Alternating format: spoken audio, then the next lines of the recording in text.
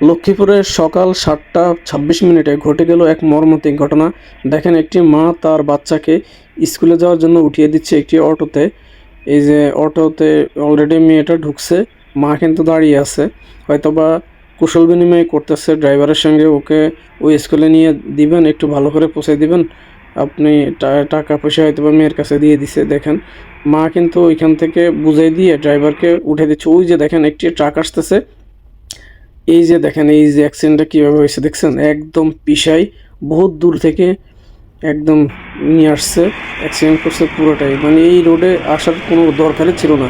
সে কিন্তু বামের দিকে যাওয়ার কথা ছিল। এই যে তার মা মানে পাগলের মতো, মানে কি করবে, আয় হায়, তার মেয়ে তো ওটার ভিতরে ছিল। ইস, দেখছেন একদম পুরা পুরা ভাঙ্গা ফেলছে, একদম পিষাই দিছে পুরা। ইস, দেখছেন কি যে অবস্থা রে, পুরা ভাঙ্গাচুরা, পুরো পুরো অটো পুরা শেষ করে ফেলাইছে। আরে, আর মার রু আসেনি লগে, বলেন তো? তার মেয়েকে সামান্য কিছুক্ষণ আগে উঠাই দিছে, আর এখন সে নাই। কতটা মর্মান্তিক ভাবে পিছাই দিছে। ড্রাইভার কিভাবে বেপরোয়াভাবে গাড়ি চালিয়েছে আপনারা দেখেছেন।